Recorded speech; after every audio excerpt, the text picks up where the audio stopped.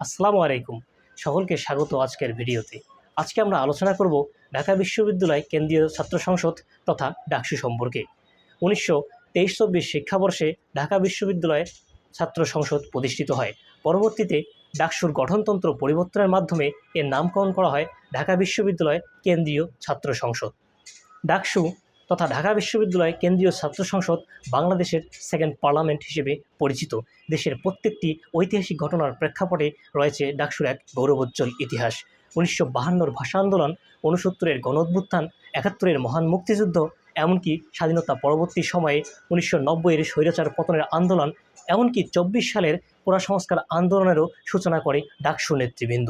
দীর্ঘ 28 বছর পর সর্বশেষ ডাকসু নির্বাচন অনুষ্ঠিত হয় 2019-20 সেশনে এবং 29 জুলাই 2025 ঘোষিত তফসিল অনুযায়ী পরবর্তী ডাকসু নির্বাচন অনুষ্ঠিত হবে 9 সেপ্টেম্বর 2025।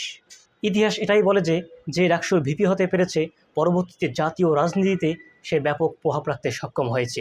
কয়েকটি উদাহরণ দিয়ে দেখা যাক। ডাকসুর সর্বশেষ ভিপি হচ্ছে নুরুল হক নূর। তিনি বর্তমান গণ অধিকার পরিষদ নামের একটি নবগঠিত নিবন্ধিত রাজনৈতিক দলের সভাপতি।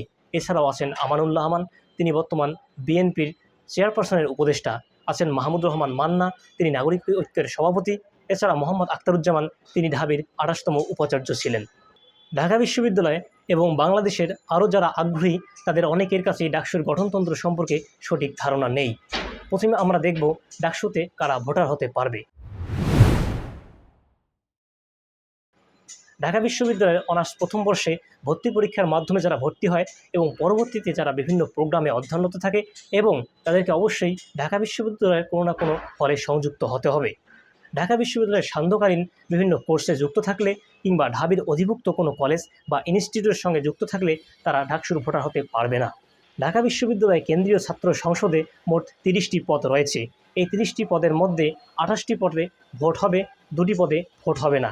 এগুলো হচ্ছে president, vice president, general secretary, assistant general secretary, secretary liberation war and democratic movements, secretary science and technology, secretary common room, reading room and cafeteria, secretary international affairs, secretary literature and cultural affairs, secretary research and publications, secretary sports, secretary students transport, secretary social service, secretary career development, secretary health and environment, secretary human rights and legal affairs এবং ট্রেজারেরা।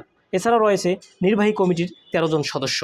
এই 30টি পদের মধ্যে 28টি পদে vote হবে, 2টি পদে vote হবে না। এগুলো হচ্ছে প্রেসিডেন্ট। ঢাকা বিশ্ববিদ্যালয়ের উপাচার্য পদাধিকার বলে প্রেসিডেন্ট হবেন এবং তিনি অধ্যাপকদের মধ্যে একজনকে ট্রেজারার পদে মনোনীত করবেন। এই হচ্ছে কেন্দ্রীয় ছাত্র সংসদ সম্পর্কে।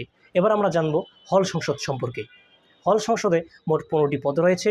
এর মধ্যে 13টি পদে ভোট হবে, 2টি পদে ভোট হবে না। এগুলো হচ্ছে president, treasurer, vice president, general secretary, assistant general secretary, secretary literature, secretary culture, secretary reading room, secretary indoor games, secretary outdoor games and sports, secretary social service এবং 4 জন সদস্য।